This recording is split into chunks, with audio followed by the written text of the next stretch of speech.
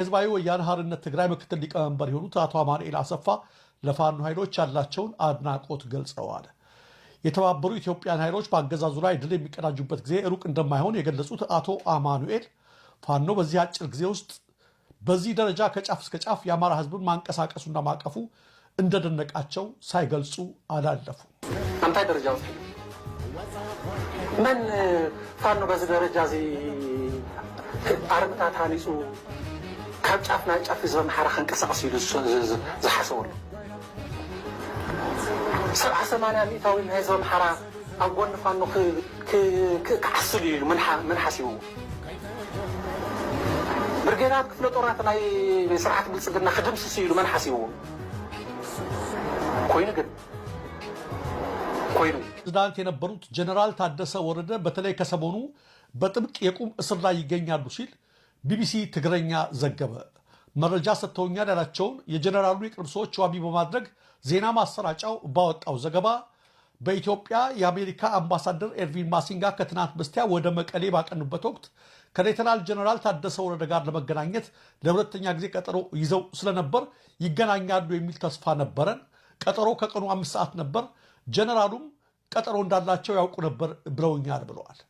ነገር ግን ቀጠሮው ሊደርስ 1 ሰዓት ብቻ ሲቀረው ማለትም ከቀኑ 4 ሰዓት ገደማ ከቪአይፒ ጥበቃ ኃላፊ በተደወለ ስልክ ሁኔታዎች ሁሉ ተቀየረ ይላሉ የቢቢሲ ምንጮች። ለጀነራሉ ጥበቃ ለአሽከርካሪዎቻቸውና ለረዳቶቻቸው የተላለፈው አስቸኳይ መመሪያ ምንም አይነት እጀባ አታድርጉ፣ ምንም አይነት እንቅስቃሴ አታካሂዱ፣ ተሽከርካሪዎችም እንዳይንቀሳቀሱ። ይህንን መመሪያም ለራሱ ለጀነራል ታደሰ አሳውቁት። ይህ ትዕዛዝ ከተላለፈ ከአሁን ሰዓት በኋላ ማንኛውንም እንቅስቃሴ ብታደርጉ ሊያስቆማቸው የሚችል ሌላ ኃይል አለ። ስለዚህ ምንም ችግር እንዳይፈጠር ማንኛውንም አይነት እንቅስቃሴ እንዳታደርጉ የሚል ነበር ተብሏል። የጥበቃ ኃላፊው ይህን ትዕዛዝ ሲያስታውቃቸው ጀነራል ታደሰ ወረደ ድርጊቱን እንዳልተቀበሉትና እኔው ራሴ ኃላፊነት ወስጄ መኪና እየነዳሁ እሄዳለሁ ብለው እንደነበር የቅርብ ሰዎቻቸው ገልጸዋል። ሆኖም ይህ አቋማቸው በቤተሰቦቻቸውና ጥበቃዎቻቸው ላይ ትልቅ ስጋት በመፍጠሩ የቅርብ ሰዎቻቸው እባክህ ተው፣ ባለው ሁኔታ ምን ሊፈጠር እንደሚችል አይታወቅም በማለት እንደለመኗቸውና ከቤት እንዳያወጡ እንዳደረጓቸው የቅርብ ጓደኛቸው ተናግረዋል።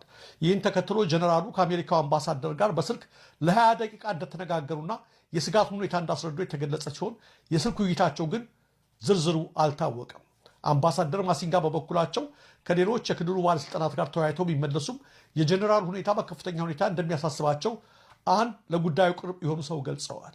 ማሲንጋ አክለውም ይህ ክስተት አንድ ክልልን ሲመሩ የነበሩ ጀነራል የመናገር ሰዎችን የማግኘትና የመንቀሳቀስ መብታቸው በተግባር እንደታገደ ያሳያል።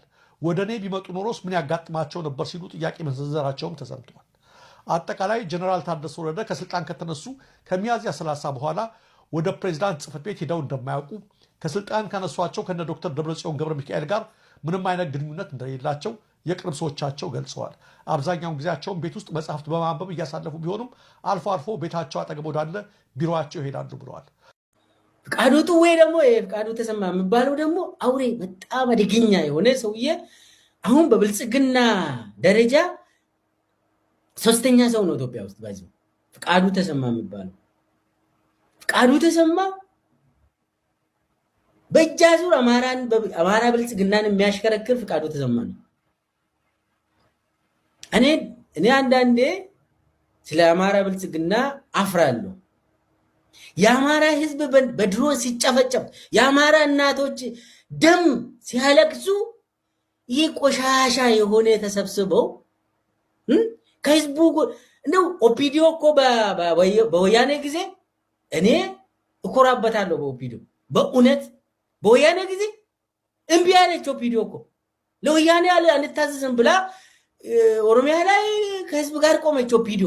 ኦፒዲዮ ድሮ አሁኗ ቆሻሻ ብልጽግና ሰራ አይደለም። በለማ መገርሳ ጊዜ የነበረው ኦፒዲዮ ለወያኔ አልታዘዝም፣ ህዝቤን አስቀድማለሁ፣ ጎፍታን ከኛ ኡመተ ከኛ ብሎ ለማ ያኔ የኔ ጌታ የኔ ህዝብ ነው ብለው ወያኔን ቆረጠ። ያኔ እኔ የአማራ ህዝብ የተበደለ ህዝብ ነው። እንደዚህ አይነት ቆሻሻ አብይ የሚጫወቱበት ምንም መሰረት የሌለ እንዳው አብይ ምን መሰረት ነው ያለው? እኔ በአማራ ህዝብ ላይ የሚጫወቱ የቢአዴን አባል ሆኖ የአማራ ብልጽግና ሆኖ የአብይ ተላላኪ ሆኖ የአማራ ህዝብን የሚጨፈጭፉ ከፋፍሎ የሚጨፈጭፉ እኔ ለአማራ ህዝብ በጣም ይሰማኛል። ለምን? አንደኛ የአማራ ህዝብ ትላንትም ተበድሏል። ዛሬ ደግሞ አይቶ ማቆም ነገር እያየ ነው። ይህ ሀቅ ነው። ምንም ፕሮፓጋንዳ አይደለም፣ ሀቅ ነው። ዛሬ ማን ነው አማራ ህዝብን የሚቀጠቅጠው? ዞን ላይ ከተማን የሚያስተዳድረው መከላከያ አይደለም እንዴ? ይህ ዝም ብሎ አማራ ምናምን ብልጽግና ተብሎ ከጎኑ የሚቀመጥ ሰው የአማራ ክልል ገዢ የአማራ እንትን ዞን ምናምን አመራር የምስራቅ ጎጃም መከሌ መሪ ይባላል። የለም እንደዛ የሚባል።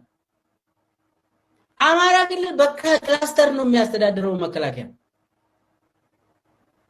መከላከያ ነው ሙሉ በሙሉ ትዕዛዝ የሚሰጠው። ከባንክ ገንዘብ ለማውጣት መከላከያን ነው የምታስፈቅደው። ይሄ ፕሬዝዳንቱ ይፈቅዳል ምናምን። አረጋ ከበደ ነው ፕሬዝዳንት። ኧረ ተው። ንብራኑ በቀለስ ምን ይስሩ? በየዞኑ ተከፋፍሎ በክላስተር ከፋፍሎ ህዝብን እየጨፈጨፉ የሚገዙ መከላከያ ሰራዊት ናቸው። ሲቪል አስተዳደር የላትም አማራ ክልል። እኔ አሁን ይሄንን የምናገረው አንድ ትንሽ ስለሚያናድድ እኔ አንድ ሚያቆ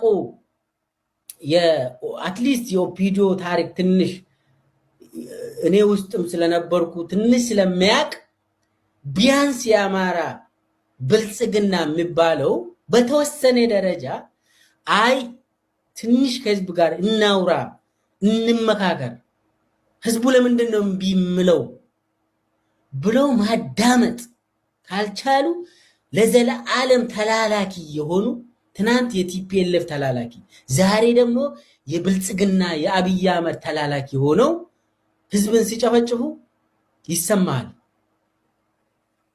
በህዝቡ ደግሞ የሚነግድ መዓት አለ። በአማራ ስም የሚነገደው ንግድ ይበዛል። ህዝቡ ይጨፈጨፋል። በአማራ ስም ደግሞ አዲስ አበባ ላይ ይነገዳል። አሁንም እንደ ጉድ ችርቻሮም በአጠቃላይም ይነግዳሉ። ምን አገባቸው? ህዝቡ እዛ ካለቀ ያላለቀ ቢዝነሳቸው አዲስ አበባ ነው ያለ።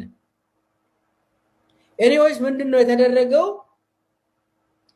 የስብሰባ የብልጽግና ማዕከላዊ ኮሚቴ ስብሰባ ላይ የሀገሪቱን ችግር ዘርፈ ብዙ ችግሮችን ጫንቃችንን ያጎበጠውን ችግር ለመፍታት ነው። ይሄ ደግሞ የህዝብ ውይይት ነው። ክፍት ሆኖ ህዝቡ ራሱ የሚከታተለው ቢሆን ይመረጥ ነበር። ከህዝብ የሚደበቅም ነገር ሊሆን አይገባውምና እኔ በዚህ ደረጃ ሚዲያዎችም ጭምር ተከልክለው ተሳታፊዎችም ስልካቸውን ይዘው እንዳይገቡ መደረጉ የሚገርም ነው በጣም።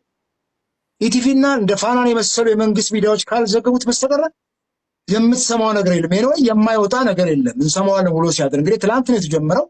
ነገር ግን በዚህ ደረጃ ጠብቆ የሀገር ጉዳይ ከሆነ የምንወያየው እዛ ከየቦታው የመጡት 4000 ብቻ ሳይሆኑ ሁሉም የኢትዮጵያ ህዝብ ያገባዋል በዚህ ጉዳይ ላይና ክፍት ሆኖ ውይይት ቢደረግ የኢትዮጵያ ህዝብ ብቻ ላይቭ የሚያዳምጠው የሚከታተለው ቢሆን ጥሩ ነበረ። እውነተኛና ገለልተኛ ምክክር የምናደርግ ሆነ ለዚህ አታደንምና የምንላችሁን ብቻ ተቀበሉ የሚል ከሆነ ምን ያክል አስቸጋሪ እንደሆነ ሸፋፍነን ብናልፈው ነገም በችግሩ ስለምንመለስ በዚህ መልኩ ባይመራ ጥሩ ነው ወይ? እሺ እሱም በዚህ መልኩ ይመራ። ነገር ግን በጣም ብዙ ስቴክሆልደርስ እዚህ ውይይት ላይ አልተገኙም። እዚህ ምክክር ላይ በተለይም ደግሞ ሁልጊዜ እንደምናገረው እኔ ነፍጥ አንግበው በረሃ ያሉ ጫካ ያሉ ኢትዮጵያውያን ጫካና ነፍጥ አስነስቶ ጫካ የወሰዳቸው ጉዳይ ችግሩን ከነሱ ነው መጀመር የሚገባው። መሀል ሀገር ላይ ያሉ ጤናማ ማህበረሰብ ውስጥ ያሉ ሰዎች የሚያነሷቸው ጥያቄዎችና ዛሬ ተወያይተን ብንወስነው እነኚህ ነፍጥ አንግበው የሚታገሩ ሰዎች የሚገዳደሩ ሰዎች እኮ እስቲል ነው በረሃ ናቸው። ትግሉን ይቀጥላል። ጦርነቱ እስካልቆመ ድረስ ያለው ግጭት እስካልቆመ ድረስ ምኑን ነው ችግሩን የምንፈታው? ከነሱ ቢጀመር እኮ ነው ነገር መልካም የሚሆነው። ከነሱ ተጀምሮ እዛ በደንብ ተወያይተው ነገሮች ወደ ጠረጴዛ ዙሪያ መጥተው ሌላው አሁን የሚካፈለው ማህበረሰብ ደግሞ ከታሪክ አንጻር የምንጋጭባቸው ይሄ አሁን የተነሱትና ብልጽግናም ሌትሊ ያመጣው አጀንዳ አለ። ምን ያክል እውነት እንደሆነ እንግዲህ ምናልባት ትላንትና ቢቢሲ ኦሮምኛው አቅርቦታል። ከዚህ በዘለለ ከዚህ ከህገ መንግስቱ ጋር ከክልል መዋቅር ጋር ያለውን በሂደት የምናየው ነው። 30 ዓመት እኮ ነው ይህንን በማንነት ላይ የተመሰረተ የፌዴራል ስርዓት በጫንቃችን ተሸክመን ኢትዮጵያውያን ዋጋ እየከፈሉ የቆየ ነው ከ30 ዓመት በላይ። እሱንም ችግር ለመፍታት መጀመሪያ ግን በነፍጥ የሚደረገው ትግል በሰላማዊ ድርድርና ሰጥቶ መቀበል መርህ መፈታት መቻል አለበት። እሱን አድበስብሰን እሱን ወደ ጎን ገፍተነው ጥለን አሁን ዝም ብሎ ለድምቀት ሲባል ብቻ የሚደረገው እንትን የት ድረስ ነው የሚያስኬደን? ነገስ ችግሩ በዚህ መልኩ የሚቀጥል ከሆነ ምንድን ነው የሚደረገው? ይሄ እኔ እንዴት እንደሚታሰብ አላውቅም። ምክክር ኮሚሽኑም እንዴት እንደሚያስብ አላውቅም። ነገር ግን አገሪቱ የግጭት አዙሪት ውስጥ እንደሆነች ይታወቃል። በተለይ አማራ ክልል፣ ኦሮሚያ ክልል፣ ቤኒሻንጉልም አለ እንደዚሁ። አንዳንድ ቦታዎችም እንደዚህ አይነት ግጭቶች እየፈነዱ ነው። እነኚህን ሸፍነን ማለፍ አንችልም። እንዴት ነው የሚሸፈነው? ችግሩ ከህዝቡ ነው። የችግሩ ገፈት ቀማሽ ዛሬ እንደ ልብ መንቀሳቀስ አይችልም። ጠቅላይ ሚኒስትሩም እኮ በቀደም እንትን ላይ እኮ ገልጸውታል። ደብረ ማርቆስ ላይ ከደጀን ደብረ ማርቆስ ከማርቆስ አዲስ አበባ መምጣት አስቸጋሪ መሆኑን በመንገድ ትራንስፖርት፣ በየብስ ትራንስፖርት እሳቸውም ተናግረውታል።